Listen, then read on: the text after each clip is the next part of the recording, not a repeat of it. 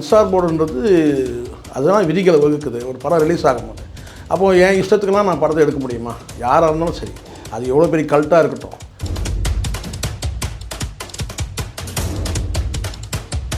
Sensor போர்டில் வந்து சில காட்சிகள் வந்து தடை செய்கிறாங்க. அதை வந்து அதுக்கான ப்ராப்பரான பதில் இல்லை. இராணுவம் சம்மந்தப்பட்ட காட்சிகள் நீங்கள் இதை வைக்கிறீங்கன்னு சொன்னால் அதுக்கான வந்து ஆவணங்களை இவங்க தாக்கல் பண்ணணும். அதை இவங்க செய்யலை.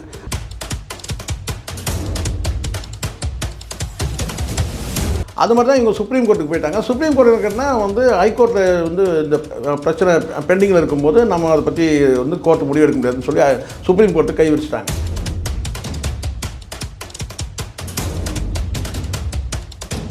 சர்வதேச தரத்துக்கு தரமான படம் தான். ஆனால் சர்வதேச அளவுக்கு தரமான படத்தில் கொண்டு வந்து நீங்கள் என்ன செய்யணும்னா லோக்கல் வந்து குப்பைகளை கொண்டு வந்து நீங்கள் வச்சு அரசியல் ஆதாயம் தேடணும்னு நினைக்கிறீங்களா?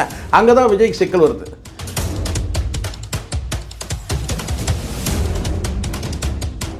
இது வந்து விஜய்க்காக தான் இதை கொண்டு வராங்கன்றது அந்த பார்வையும் இப்போ ஏன் வைக்கப்படுதுன்னு கேட்டால், கடந்த காலத்தில் சென்சார் போர்டு இதெல்லாம் எப்படி விட்டாங்கன்னு பல கேள்விகள் வருது.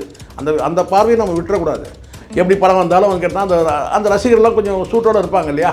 என்ன அப்படி படம் வரலன்னா அடுத்தது அது மே மாதம் தான். அது ஆறுன கஞ்சி பழைய கஞ்சி ஆயிரும்னு வச்சுங்களேன். எலெக்ஷன் ரிசல்ட்டுக்கு பிறகு வந்துச்சுன்னா படம் ஃப்ளாப் ஆகிறதுக்கு வாய்ப்பு இருக்குது.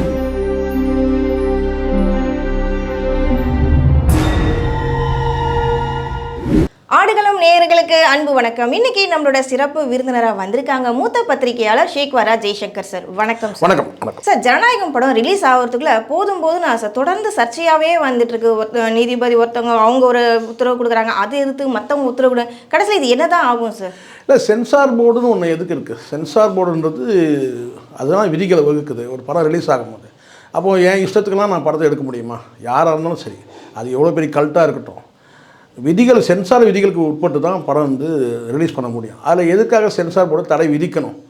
அதில் வந்து தடை செய்யக்கூடிய பல காட்சிகள் இருக்குது. இராணுவம் சம்பந்தமான காட்சிகள் இருக்குன்னா அது உரிய இடத்துல அனுமதி பெறணும்.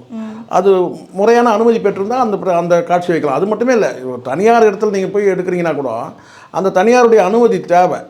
அனுமதி இல்லைன்னா என்னுடைய இடத்துல இவங்க ஷூட் பண்ணியிருக்கிறாங்கன்னு சொல்லுவாங்க. அல்லது வந்து தனிப்பட்ட என்னுடைய கதையை எடுத்ததாக கூட பல முறை வந்து வழக்கு போயிருக்கு நீதிமன்றத்தில். ஆனால் சென்சார் போர்டுன்றது வந்து தணிக்கை வந்து எதுக்காக ஆடிட் பண்ணுறது, எதுக்காக கண்காணிக்கிறது? சமூகத்தில் பதற்றத்தை ஏற்படுத்தக்கூடாது அப்படின்றதுக்காக தான் வந்து சென்சார் போர்டே இருக்குது. இஷ்டத்துக்கு நான் எப்படி வேணால் படத்தை எடுப்பேன்னு சொன்னால் அவன் ஒவ்வொருத்தரும் ஒரு ரூட்டில் போயிடுவான். வன்முறைகள் வந்து எப்படி வேணாலும் கட்ட அவிழ்த்துப்படும், ஆபாசங்கள் வந்து அவிழ்த்து விடப்படும். இப்படி எல்லாமே வந்து ஒரு வரம்பே இல்லாமல் போயிடும். இதெல்லாம் கண்ட்ரோல் பண்ணுறது அது கண்ட்ரோல் பண்ண சென்சார் போர்டு. அப்போ சென்சார் போர்டில் வந்து சில காட்சிகள் வந்து தடை செய்கிறாங்க. அதை வந்து அதுக்கான ப்ராப்பரான பதில் இல்லை. இராணுவம் சம்மந்தப்பட்ட காட்சிகள் நீங்கள் இதை வைக்கிறீங்கன்னு சொன்னால் அதுக்கான வந்து ஆவணங்களை இவங்க தாக்கல் பண்ணணும். அதை இவங்க செய்யலை. அதாண்டி வந்து சமூகத்தில் பதற்றத்தை ஏற்படுத்தக்கூடிய பல காட்சிகள் இருக்குது. அந்த காட்சிகள்லாம் நீங்கள் வந்து நீக்கணும் அப்படின்னு சொன்னால் அதை நீக்கணும். இல்லை இது வந்து நீங்கள் அதை இல்லைன்னு சொல்லிட்டு நீங்கள் நீதிமன்றத்துக்கு போனீங்கன்னா நீதிமன்றம் தீர்ப்பு வழங்கும் போது இரண்டு தரப்புலையும் கேட்டு தீர்ப்பு வழங்கணும். தனி நீதிமன்ற நீதிபதி இவங்க கொடுத்த மனு மட்டும் ஏற்றுக்கிட்டு இவங்க என்ன செஞ்சாங்கன்னா சென்சார் சர்டிஃபிகேட் வழங்கணுன்ற மாதிரி ஒரு ஜட்ஜ்மெண்ட் கொடுத்துட்டாங்க. அப்போது இரண்டு தரப்பில் கேட்கணும்ல, யார் மீது பிராது கொடுக்குறோமோ அவங்களையும் கேள்வி கேட்கணும்ல, அவங்ககிட்ட கேட்கணும் எதுக்காக நீங்கள் இந்த தடை செய்கிறீங்கன்னு சொல்லி கேட்டிருந்தாங்கன்னா அது பிரச்சனை இல்லை. தனி நீதிமன்ற நீதிபதி வந்து ஒரு அவசரமான ஒரு தீர்ப்பை வந்து கொடுத்ததா தான் வந்து இப்போ பொதுவாக மக்கள் மத்தியில் பார்க்கப்படுது. அப்படி இருக்கும்போது இப்போ வந்து அது தொடர்பாக வந்து சென்சார் போர்டு வந்து அப்பீல் பண்ணுறதுக்கான வாய்ப்பு. சென்சார் போர்டுலேயே ஒரு படிநிலை இருக்குமா? சென்சார் போர்டில் வந்து உங்களுக்கு அந்த அட்வைசரி கமிட்டி வந்து கொடுக்குற அந்த ரிப்போர்ட்டை வந்து எடுத்துக்கிட்டு போர்டு வந்து முடிவு தெரிவிக்கிறதுன்னு வச்சுக்கலாம். அதுக்கு நான் ரிவ்யூ கமிட்டி இருக்குது. அந்த ரிவ்யூ கமிட்டிக்கெலாம் அனுப்பி அதுக்கப்புறம் நிறைய ஸ்டெப்பு படிநிலை இருக்குது. அந்த படிநிலையெல்லாம் இவங்க வந்து போகாமல் எடுப்புலேயே இவங்க என்ன செய்யிட்டாங்க, நேராக வந்து கோர்ட்டுக்கு வந்துட்டாங்க அவசரமாக. ஏன்னா பொங்கலுக்குள்ளே படத்தை ரிலீஸ் பண்ணணுன்ற நோக்கம், அவசர நோக்கம். இப்போ தனி நீதிமன்ற நீதிபதி வந்து இவங்களுக்கு ஃபேவராக இருந்ததுனால உடனே இவங்க வந்து படத்தை ரிலீஸ் பண்ணும்போது அதுக்கு வந்து சென்சார் போர்டு வந்து அப்பீல் பண்ணுறாங்க. ஸோ அப்பீல் போகும்போது அப்பீல்லையாவது இவங்க கொஞ்சம் நிதானமாக இருந்திருக்கலாம். ஆனால் பொங்கலுக்குள்ளே ரிலீஸ் பண்ணுறதுக்காக உடனே சுப்ரீம் கோர்ட்டுக்கு போகிறாங்க. அப்பீல் பெட்டிஷன் நார்மலாகவே வந்து ஹைகோர்ட்டில் வந்து பெண்டிங்கில் இருந்ததுனாலே நீங்கள் உடனே சுப்ரீம் கோர்ட்டுக்கு போயிட முடியாது. அங்கே என்ன நடக்குதுன்றதை த்ரூ ப்ராப்பர் சேனல்ன்றது அதுதான், ப்ராப்பர் வேன்றது அதுதான். ஒரு ஸ்டெப்பாக தான் நீங்கள் போக முடியும். நான் ஒரு ஸ்டெப்பில் நான் மூணு ஸ்டெப்பாக ஏறணும்னா தடுக்கி தான் ஓடணும். அது மாதிரி தான் இவங்க சுப்ரீம் கோர்ட்டுக்கு போயிட்டாங்க. சுப்ரீம் கோர்ட்டுக்குன்னா வந்து ஹைகோர்ட்டில் வந்து இந்த பிரச்சனை பெண்டிங்கில் இருக்கும்போது நம்ம அதை பற்றி வந்து கோர்ட்டு முடிவெடுக்க முடியாதுன்னு சொல்லி சுப்ரீம் கோர்ட்டு கை வச்சுட்டாங்க. இப்போ மறுபடியும் வந்து ஹைகோர்ட்டில் வந்து இந்த கேஸ் வரும்போது இன்றைக்கி ஜட்ஜ்மெண்ட்னு சொல்லியிருந்தாங்க. சரிங்களா? இப்போ இந்த ஜட்ஜ்மெண்ட்டில் என்ன சொல்கிறாங்கன்னா, தனி நீதிமன்ற நீதிபதி கொடுத்த அந்த தீர்ப்பு வந்து ரத்து செய்யப்படுறோம். அப்போது இதை மீண்டும் வந்து ஒரு தனி நீதிபதி வந்து விசாரிக்கணும், முறையாக விசாரிக்கணும். இப்போ ஏற்கனவே விசாரித்தவங்களும் சரியாக விசாரிக்கலை. ஆஷா மேடம் விசாரிச்சது ஆமாம், சரியாக விசாரிக்கலை, முறையாக விசாரிக்கலை. இப்போ முறையாக விசாரிக்கணும்னு சொல்லிட்டு மீண்டும் ஒரு தனி மன்றத்துக்கு இதை வந்து எடுத்து விசாரிக்க சொல்லி உத்தரவு போட்டிருக்கிறாங்க. ஒரு நியாயமான தீர்ப்பை தான் பார்க்குறேன். இதில் எங்கேயும் நான் வந்து பயஸ்டாக, என் பார்வையும் பயஸ்டாக இருக்கக்கூடாது பார்க்குறேன்.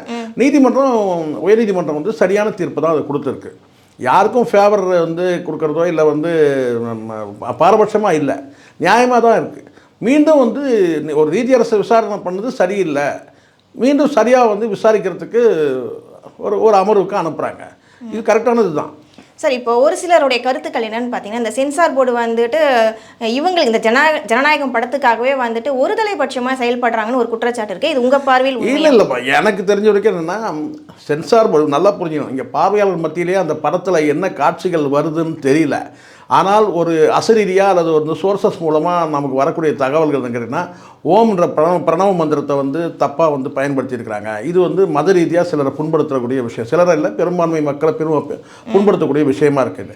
அதனால வந்து கிறிஸ்தவ மதத்தை வந்து இருக்கிற புனிதமான ஒரு சொல் தானே அது. எப்படி இருந்தாலும் வந்து ஒரு ஜீசஸ் கிறிஸ்டன்றது கேட்டால் குறிப்பிட்ட ஒரு மதத்தை சார்ந்தவங்க வந்து பார்த்தீங்கன்னா வந்து பெரும்பான்மையான உலக அளவில் பெரும்பான்மையாக வந்து கிறிஸ்தவ மதத்தை சார்ந்திருக்கும் போது அதை சிலுவையில் மீண்டும் மீண்டும் ஊற்றிடுறாங்க. இவனை சிலுவையில் அறைங்கன்னு சொல்லக்கூடிய அந்த வார்த்தை, இதெல்லாம் வந்து ஜீசஸ் கிறிஸ்துக்கு ஈக்குவலாக வந்து விஜய் வந்து சித்தரிக்கிறதெல்லாம் அதை அவங்களே ஏற்றுக்க மாட்டாங்க, என்ன தான் இவர் கிறிஸ்தவ மதத்தை சார்ந்திருந்தால் கூட. அதாண்டி உள்ளே இருக்கிற அரசியல் கட்சிகள் வந்து பார்த்திங்கன்னா, அரசியல்வாதிகள் வந்து எல்லாரையும் சாட்டையில் இவர் அடிக்கிற மாதிரியான காட்சி இருக்கின்றாங்க. கிட்டத்தட்ட பைஜாமா போட்ட ஒருத்தரை வந்து உட்கார வச்சு வந்து பைஜாமாவும் தாடி, வட இந்தியர்கள் தான் பெரும்பாலும் பைஜாமா போடுவாங்க. அதில் தாடி வச்சிருக்கிற மாதிரி ஒருத்தரை உட்கார வச்சு சாட்டையில் அடிக்கிற மாதிரி இருக்குன்னா, கிட்டத்தட்ட யாரை வந்து மோடியை வந்து பிரதிபலிக்கிறாரா அல்லது அமித்ஷாவை பிரதிபலிக்கிறாரான்னு ஒரு கேள்வி இருக்குது.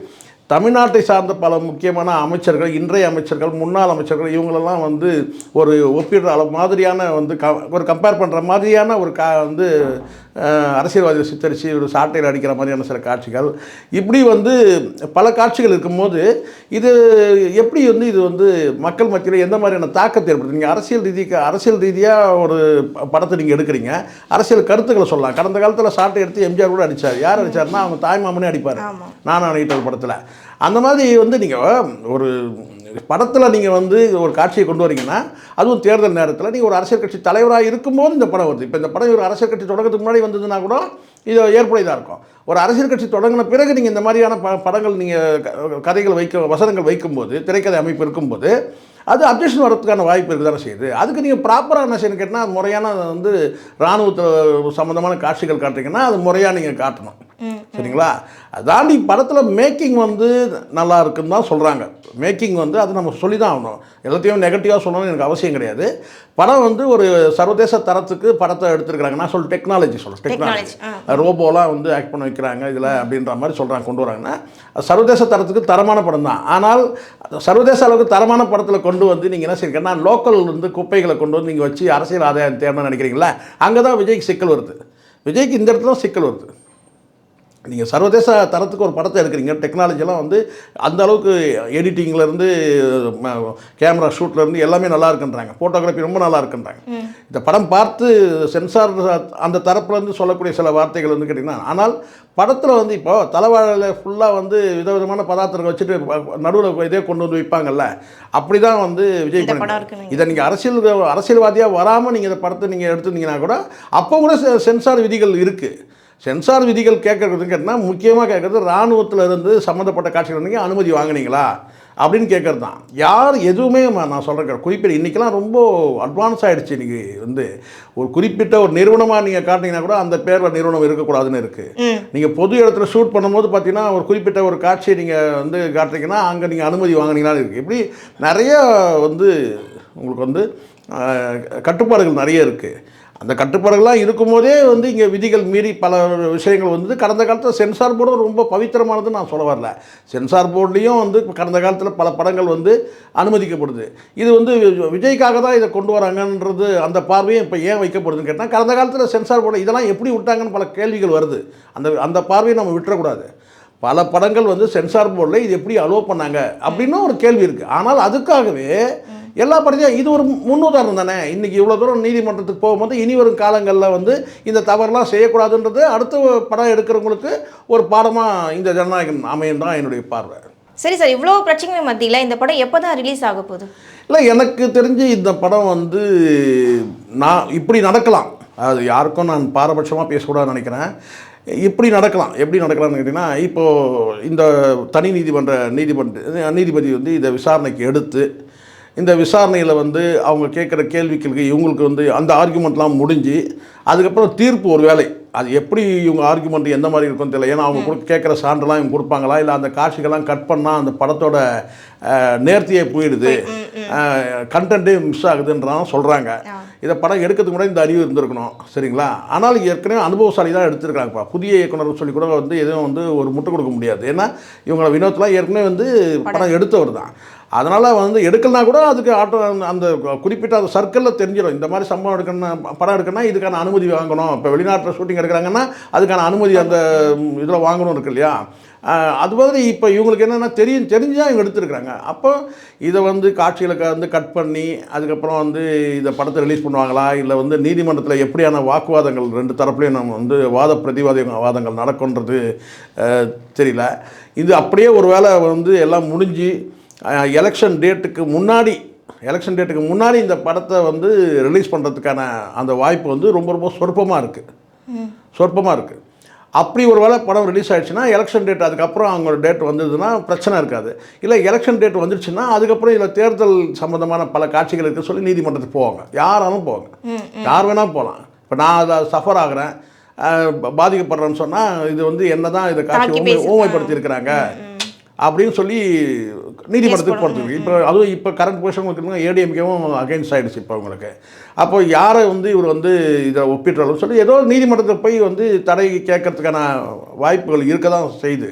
ஏன்னா படம் வந்து ரிலீஸ் ஆனால் கூட நீதிமன்றத்தில் வழக்கு போட்டு நிறுத்தத்துக்கான வாய்ப்புலாம் கூட இருக்குது, அதை நம்ம மறுக்க முடியாது. ஆனால் தேர்தலுக்கு முன்னாடி, அதாவது தேர்தல் அந்த அறிவிப்பு வர்றதுக்கு முன்னாடி வந்து இவங்க படத்தை ரிலீஸ் பண்ணிட்டாங்கன்னா அது வந்து இவங்களுக்கு ப்ளஸ் ஆகிடும். யாருக்குன்னா டிவிக்கு தரப்புக்கு ப்ளஸ் ஆகிடும். ஏன்னா கொதிக்க சுட வந்து அந்த படத்தை பார்த்துட்டு போய் வந்து மக்கள் வந்து பிரச்சாரத்தில் இவர் ஈடுபடுறதும் அது ரெண்டுமே வந்து பார்த்திங்கன்னா வந்து ஒரு காம்போ செட் ஆகிடும். ஒருவேளை வந்து படம் வந்து ரிலீஸ் பண்ண முடியாத ஒரு சூழ்நிலை ஆச்சுன்னா அதை சொல்லி பிரச்சாரத்தில் வந்து பேசுறதுக்கான வாய்ப்பு இருக்குது. பிரச்சாரம் பண்ணலாம். அப்புறம் நீதிமன்றத்தில் வழக்கு பெண்டிங்கில் இருந்ததுன்னா பிரச்சாரம் பண்ணுறதுக்கான வாய்ப்பு கம்மி. ஏன்னா நீதிமன்றத்தில் வழக்கு இருக்கும்போது அது சம்மந்தமாக பேசக்கூடாது. ஆனால் வந்து படம் ரிலீஸ் ஆகாத ஒரு தொண்டர்கள் மத்தியில், ரசிகர்கள் மத்தியில், அந்த விசிலடிச்சாங்குஞ்சிகள் மத்தியில் ஒரு என்ன சொல்கிறேன்னா ஒரு உருக்கத்தோடு பேச முடியும். பாருங்கள் என் படம் கூட வர முடியாமல் போயிடுச்சு அப்படின்னு சொல்லி ஒரு பூசலாக பேச முடியும். நேரடியாக குற்றம் சாட்ட முடியாது. ஒரு பூசலாக அரசியல் ரீதியாக என்னை தடுக்க பாருங்க, எனக்கு தடை விதிக்கிறாங்க அப்படி இப்படின்னு சொல்ல முடியும். ரெண்டு விஷயம்தான். ஒன்று, எலெக்ஷன் டேட் அனௌன்ஸ் பண்ணுறதுக்கு முன்னாடி இவங்க படத்தை ரிலீஸ் பண்ணாங்கன்னா இவங்களுக்கு ஃபேவர், யார் விஜய்க்கு ஃபேவர் தான். எப்படி படம் வந்தாலும் அவங்க கேட்டால் அந்த ரசிகர்லாம் கொஞ்சம் சூட்டோடு இருப்பாங்க இல்லையா? என்ன அப்படி படம் வரலன்னா அடுத்தது அது மே மாதம் தான். அது ஆறுன கஞ்சி பழைய கஞ்சி ஆயிரும்னு வச்சுங்களேன். எலெக்ஷன் ரிசல்ட்டுக்கு பிறகு வந்துச்சுன்னா படம் ஃப்ளாப் ஆகிறதுக்கு வாய்ப்பு இருக்குது. ஆனால் ஃபெப்ரவரியில் ரிலீஸ் ஆகுது சொல்கிறாங்க சார், அது உண்மை இல்லை? எனக்கு தெரிஞ்ச வரைக்கும் நான் சொல்கிறேன், ஃபெப்ரவரியில்னாக்கா உங்களுக்கு 10ஆம் தேதிக்கு மேலே 10லேருந்து 15க்கு மேலே வந்து டேட்டை ஃபிக்ஸ் பண்ணுறாங்க. எப்போவுமே வந்து தேர்தல் ஒரு 1.5 மாதம் முன்னாடி, ஏன்னா பிரச்சாரத்துக்கான இந்த நாமினேஷன் ஃபைல் பண்ணுறது போகிறது வருது, அதுக்கப்புறம் பிரச்சாரத்துக்கான அவகாசங்கள் இதெல்லாம் இருக்குன்னா 15th, அதாவது February 15th வந்து அதுக்குள்ளே வந்து டேட் வந்து ஃபிக்ஸ் ஆகிடும். அதாவது February 14th லவர்ஸ். ஆமாம், இது தமிழ்நாட்டுக்கு மட்டுமே இல்லையே, ஆல் ஓவர் இந்தியா முழுவதும் தானே. எந்தெந்த ஸ்டேட்டில் தான் வந்து எலெக்ஷன் இருக்கோ அங்கெல்லாம் வந்து எந்தெந்த ஸ்டேட்லலாம் எலெக்ஷன் நடத்தணுமோ அதுக்கெல்லாம் மொத்தமாக சேர்த்து தான் வரும். அப்போ தமிழ்நாட்டு மட்டுமே கிடையாது இல்லை, தமிழ்நாடு பாண்டிச்சேரி இருக்குன்னா கேரளா இருக்குது. இந்த மாதிரி வந்து மற்ற ஸ்டேட்களில் எங்கெல்லாம் வந்து இந்த கம்ப்ளீட் ஆகுதோ அங்கே வந்து தேர்தல் வந்து நடக்க போகுது, சட்டமன்ற தேர்தல். அப்போ அந்த பிப்ரவரி மாதத்தில் வந்து தேதி வந்து எலெக்ஷன் கமிஷன் வந்து மத்திய தேர்தல் ஆணையம் வந்து அறிவிப்பு கொடுக்கும். அந்த அறிவிப்பு கொடுத்துட்ட பிறகு படம் ரிலீஸ் ஆகிறதுல சிக்கல் இருக்குது. ஏன்னா தேர்தல் சம்மந்தமாக இது பிரச்சாரத்துக்காக நீங்கள் பயன்படுத்துறீங்கன்ற மாதிரி ஆயிரும். அப்படி தான் அதில் வசனம், ஏன் கடைசி வசனம் கூட அந்த படத்தில் இருக்கிறீங்கன்னா நீங்கள் முதலமைச்சர் ஆவீங்களான்னு கேட்டால் அதை மக்கள் முடிவு பண்ணுவாங்கன்னு இப்படி கையை காட்டுவார். அப்படி கையை காட்டும் போது அப்போ என்ன ஆகும்?